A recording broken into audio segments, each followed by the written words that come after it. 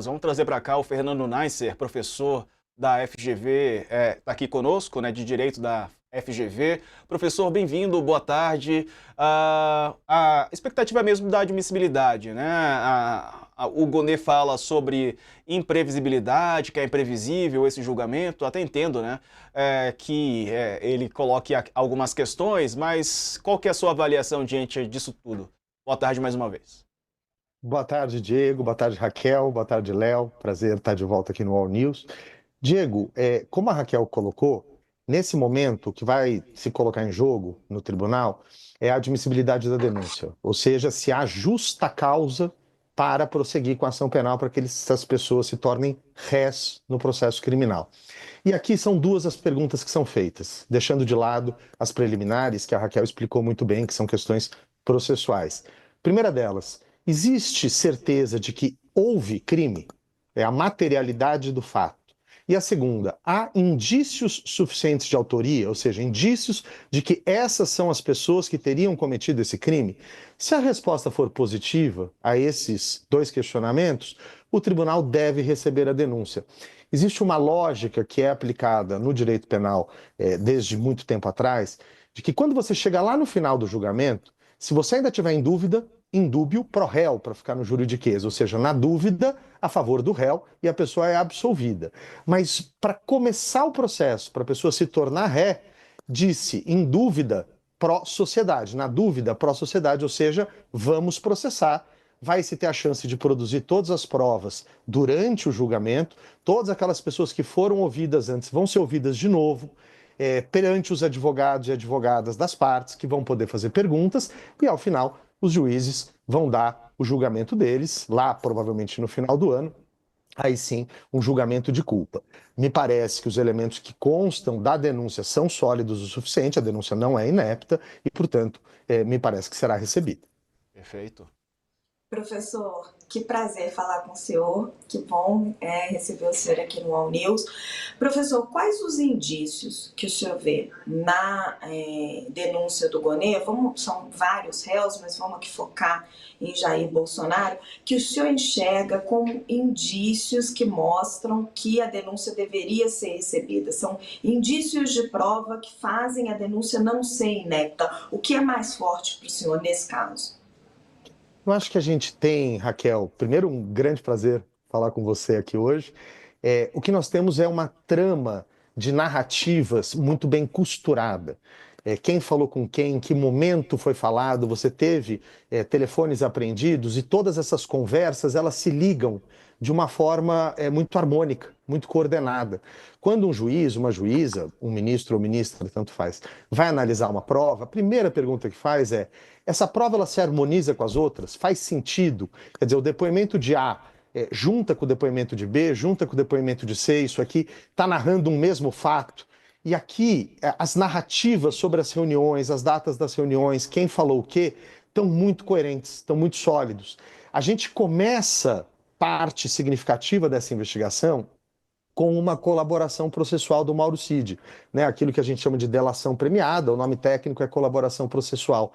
A gente sabe que pelo direito brasileiro, só a colaboração processual, ou seja, só a palavra do delator, não é suficiente para uma condenação e não deve ser mesmo.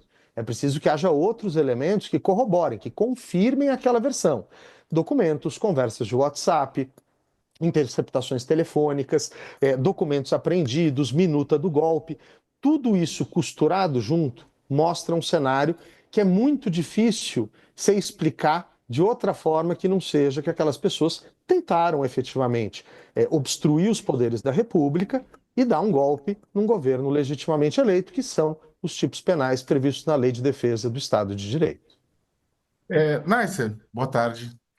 Escuta, existe alguma possibilidade por parte da defesa dos denunciados de utilizar de alguma ferramenta jurídica, algum elemento para retardar esse processo, para que esse processo dure mais do que os 2 dias que estão previstos, não?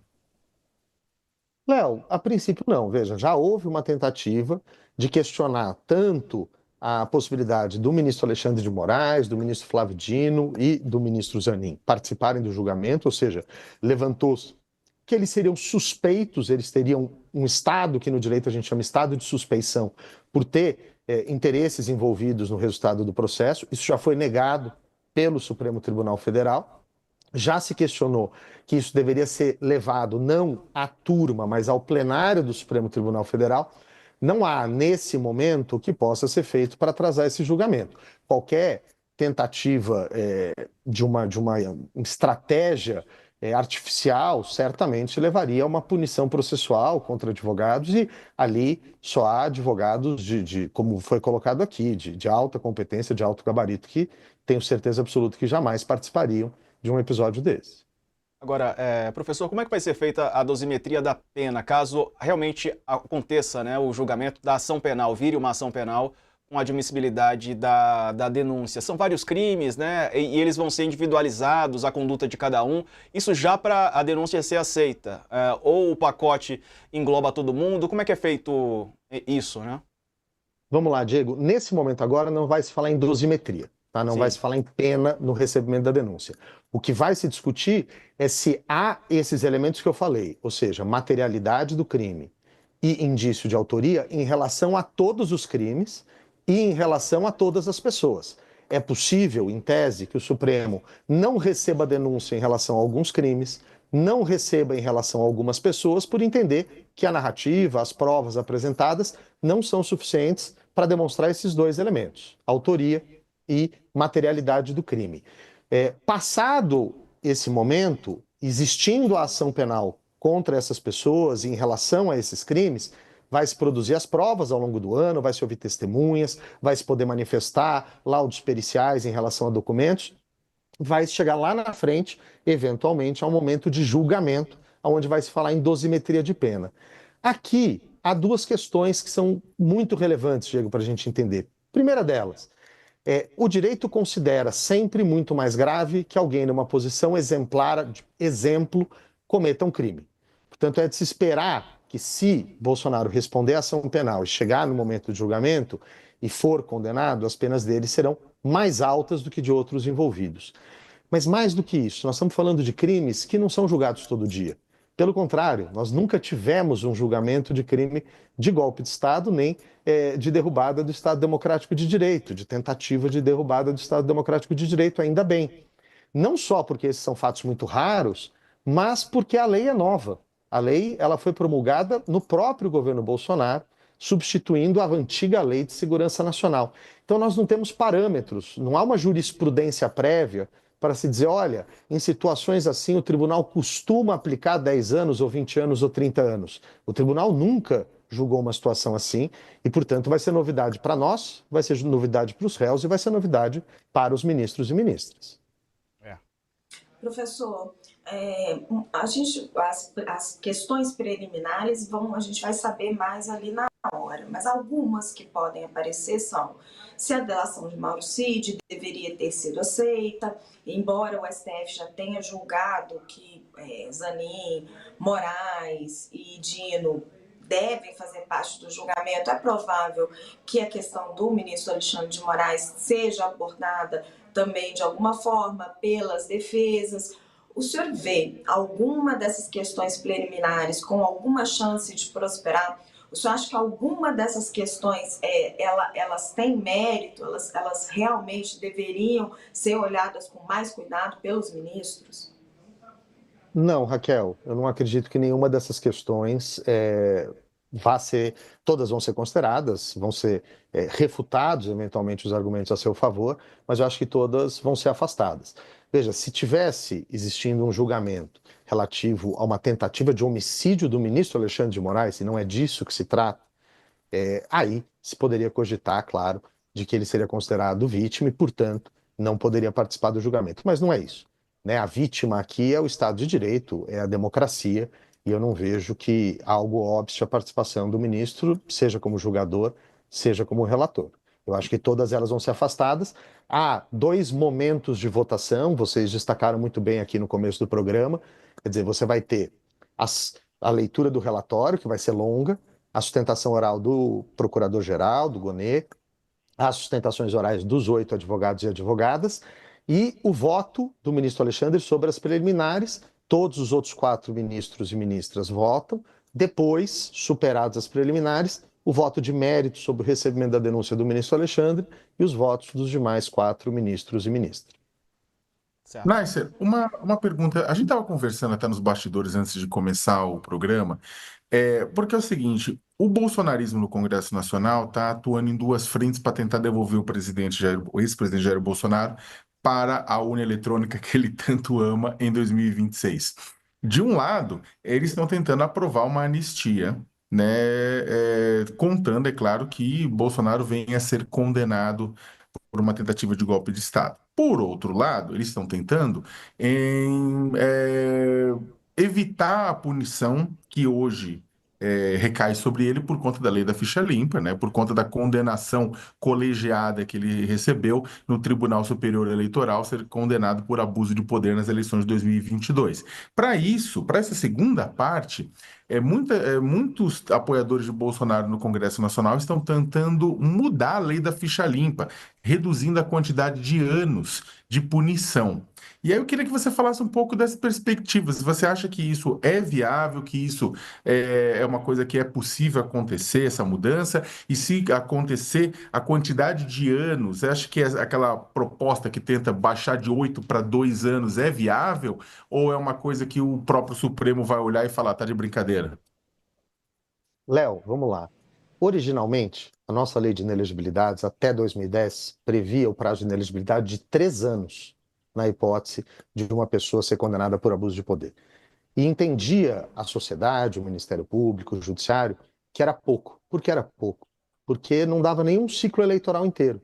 Quer dizer, uma pessoa que tivesse abusado na eleição ao cargo de presidente, ou governador, ou prefeito, poderia voltar na imediata eleição subsequente e não teria qualquer efeito aquela punição sobre ela. A lei da ficha limpa foi uma reforma da nossa lei de inelegibilidades, aprovada em 2010, que elevou para 8 anos esse prazo de inelegibilidade. Agora, há uma proposta de reduzir isso para 2. No meu entendimento, caso isso tenha voto suficiente para passar, e a gente tem que lembrar que a lei de inelegibilidades é uma lei complementar, portanto, você precisa maioria absoluta das 2 casas, Câmara e Senado, e você precisa que ela seja sancionada pela Presidência da República, ou, se for vetada, que você tenha o veto derrubado depois pelo Congresso Nacional, também por uma votação expressiva de 2/3 dos votos. Mas nessa hipótese, o Supremo, sem dúvida alguma, seria suscitado para se manifestar sobre a constitucionalidade dessa mudança. E aqui eu acho que uma mudança dessa seria inconstitucional. Por uma questão que o Supremo já adota, uma tese que o Supremo já adota, que é a ideia de uma proteção insuficiente de um bem jurídico. Vou traduzir aqui o juridiquês. A vida é um bem jurídico previsto na Constituição que precisa ser protegido, certo? Vamos imaginar que nós temos um crime, que é o crime de homicídio, que prevê uma pena de 6 a 20 anos para quem comete homicídio. Ou seja, esse bem jurídico vida está sendo protegido por um crime com uma pena de 6 a 20 anos. Se o Congresso vai lá e diz que agora está reduzindo a pena do homicídio para 1 a 2 anos, eu não tenho dúvida que o Supremo Tribunal Federal diria: olha, a vida é um bem precioso demais na Constituição para ser protegido de forma tão fraca, com uma pena tão baixa. A mesma coisa vale para a democracia, para a probidade no exercício dos cargos públicos. Você tem uma razoabilidade do tamanho da pena que é analisada pelo Supremo. E, além disso, também há um outro princípio que o Supremo adota, que é a ideia da proibição do retrocesso. Quer dizer, se eu avancei na construção de uma determinada proteção, eu não posso aceitar a redução. Era 3, foi para 8. Eu não posso admitir que isso retorne para 2 ao bel prazer de uma maioria parlamentar de ocasião. Perfeito. Professor Nasser, obrigado pela entrevista, viu? Um abraço para o senhor, uma ótima semana. Eu quem agradeço, bom trabalho, boa semana e vamos acompanhar o julgamento. Vamos, com certeza. Um abraço.